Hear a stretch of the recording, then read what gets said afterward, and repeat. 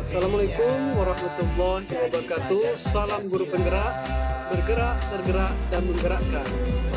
Kali ini kami dari kelompok 5 terdiri dari saya Afrizal, bertugas di SD 70 Bukit Kurau 2.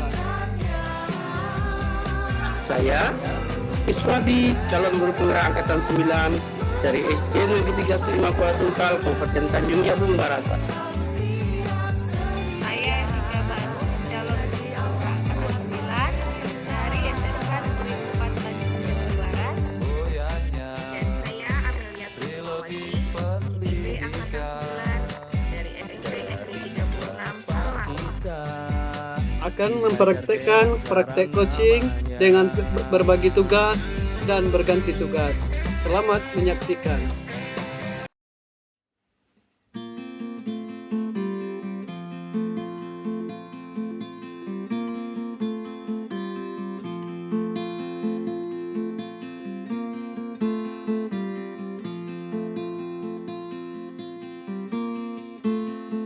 Salam Pak Rizal. Apa kabarnya Pak Iswadi? Alhamdulillah baik, sehat Pak. Sebelum kita melakukan coaching, sebagai awal saya ingin menanyakan beberapa pertanyaan kepada Bapak. Baik Pak, silakan Pak. Oke. Pertama, saya akan mendiskusikan tentang rubrik penilaian. Pada kesempatan ini saya akan menilai coach dan coaching pada apakah sudah sesuai dengan alur kita atau belum. Kemudian bagaimana Bapak memberikan pertanyaan yang berbobot pada coaching dan juga bagaimana coaching merespon dari pertanyaan coach, dan jangan lupa disesuaikan dengan prinsip coaching, diantaranya kemitraan, proses kreatif, dan memaksimalkan potensi. Kemudian pertanyaan yang pertama, potensi apa yang Bapak ingin kembangkan? Pertama, kompetensi yang ingin saya kembangkan adalah kompetensi kehadiran penuh atau present, kemudian kompetensi mendengarkan aktif, dan mengajukan pertanyaan yang berbobot Pak. Oke, banyak ya potensi, ada 3 kompetensi. Dari kompetensi yang 3 tadi, kompetensi mana yang dikembangkan secara spesifik ingin diobservasi nanti Pak? Saya ingin mengembangkan kompetensi yang lebih spesifik lagi, yaitu bagaimana mendengarkan aktif dan memberikan pertanyaan yang berbobot Pak. Kemudian indikator yang bagaimana yang diinginkan dalam proses coaching nanti Pak? Ya, saya ingin setelah proses coaching ini, saya ingin coach dapat menemukan solusi dari permasalahan, menemukan langkah-langkah mengatasi permasalahannya dengan semangat Pak. Oke, demikian dulu Pak pra-observasi, dan silakan Bapak melakukan coaching kepada coach. Baik Pak Afrizal, terima kasih atas pertanyaan Pak.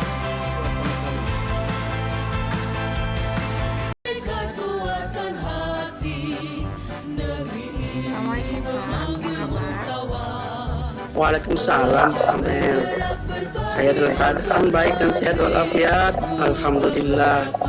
Bu Amel, kabarnya nih? Pak, saya baik-baik juga Pak. Begini Pak, apakah Bapak ada waktu sebentar? Oh, tentu Bu Amel. Ada apa ya Bu? Begini Pak, saya ada sedikit permasalahan yang perlu sedikit saya bicarakan dengan Bapak. Apakah Bapak bersedia untuk berbagi dengan saya? Tentu saja, Bu Amel. Memangnya setelah berbincang-bincang dengan saya, apa sih yang Bu Amel harapkan?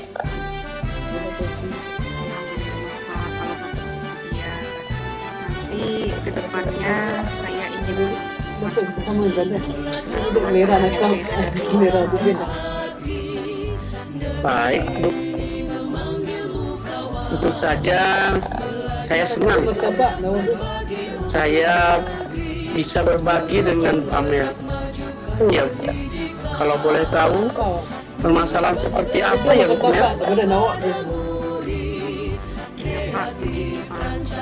Permasalahannya itu yang terjadi di dalam kelas saya Pak, terhadap murid saya gitu Pak. Begitu ya. Ada apa dengan murid-murid Ibu? Kalau boleh tahu permasalahannya itu apa ya Bu Amel? Begini Pak, di dalam kelas saya itu terdapat beberapa murid yang mengalami kesulitan untuk memahami pelajaran yang saya sampaikan. Oh begitu ya. Nah, kalau boleh tahu, kira-kira penyebab dari beberapa murid Ibu ini tidak memahami atau kesulitan memahami pelajaran yang Ibu sampaikan, itu kenapa sebabnya Bu Amel? Iya Pak, sepertinya ada beberapa faktor yang menyebabkan anak-anak tersebut mengalami kesulitan Pak. Begitu. Ada beberapa faktor yang mengakibatkannya. Nah, kira-kira faktor apa yang paling memungkinkan sehingga hal ini dapat terjadi, Bu Amel? Begini Pak, sudah saya bertanyakan kepada anak tersebut dan juga temannya, ada yang menjawab kalau anak itu belum sarapan Pak setiap paginya dan rumah. Dan ada juga anak lainnya yang saya tanyakan karena mereka memang memiliki pemahamannya yang masih lambat Pak sepertinya. Bahkan kalau saat diskusi dan mengerjakan tugas, anak ini sering dimarahi temannya karena selalu lama dan ketinggalan sama teman yang lainnya Pak. Kemudian dalam mengerjakannya sehingga teman-temannya makin tidak sabar. Itu Pak ceritanya.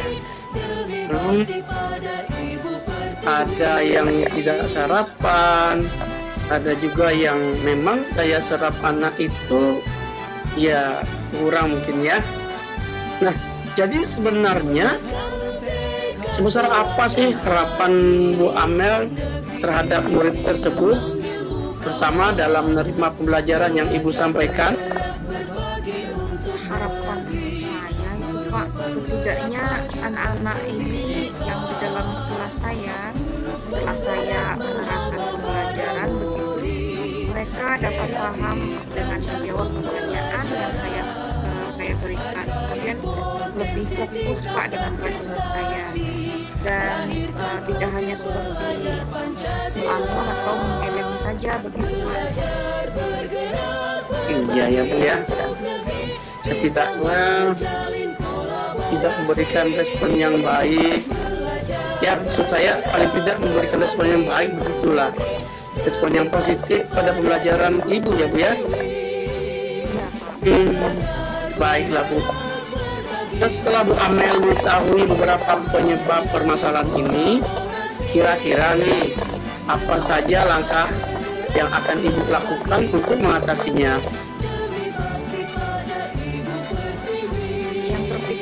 Yang terpikirkan oleh saya saat ini ada beberapa langkah untuk saya bisa mengatasi permasalahan ini.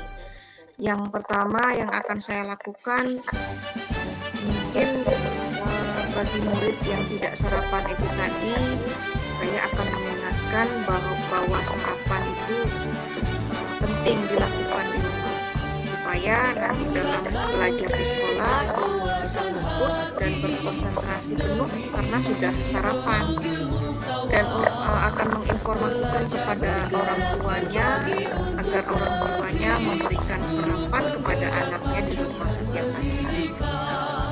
Atau saya nanti mewajibkan anak untuk membawa bekal makan ke sekolah untuk dimakan setiap paginya sebelum pembelajaran. Atau kalau tidak, dari rumah sudah sarapan,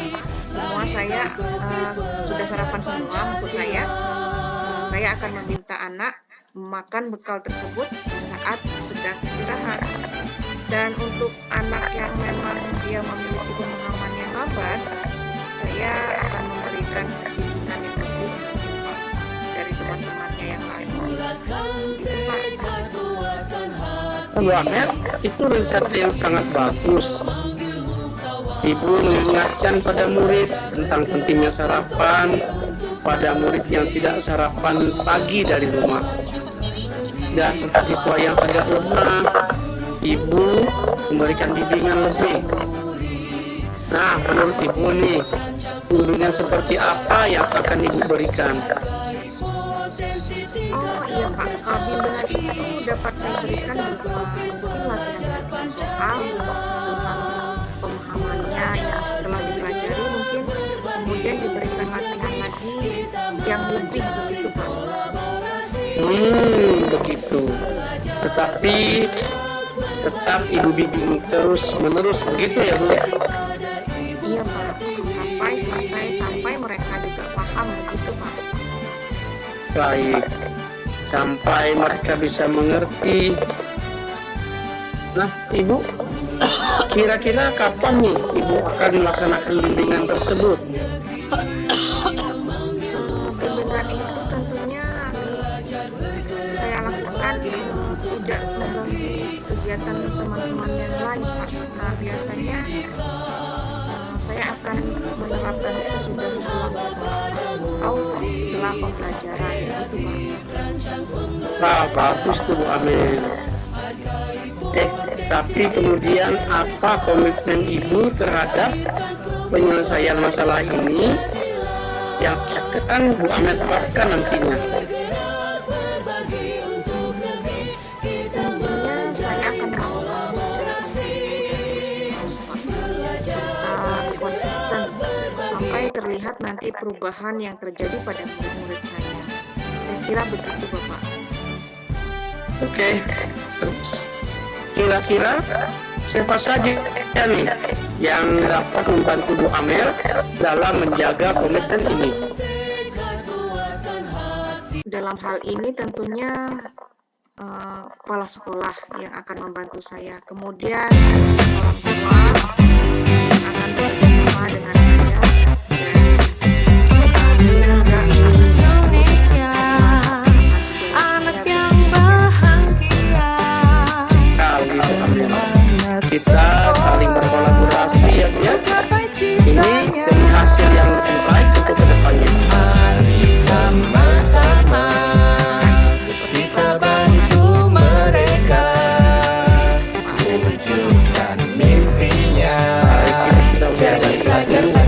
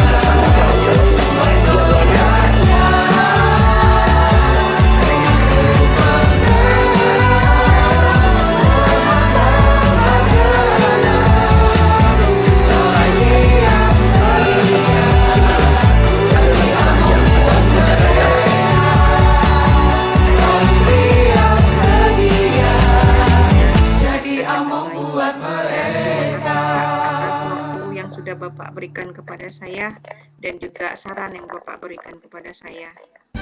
Sama-sama Bu Amel. Baik Pak, kalau begitu saya mohon pamit dulu Pak. Mungkin masih ada tugas tambahan dari anak siswa-siswa saya tadi. Baik, Amel. Iya. Baik, silakan Ibu. Assalamualaikum warahmatullahi wabarakatuh. Waalaikumsalam warahmatullahi wabarakatuh. Terima kasih Pak Iswadi untuk kerjasamanya dalam supervisi ini. Kemudian apa yang sudah Bapak lakukan saat ini, coaching terhadap kemudian apa indikator pencapaian Bapak? Terima kasih Pak Afrizal. Dalam coaching tadi, alhamdulillah saya sudah melakukannya dengan alur tirta.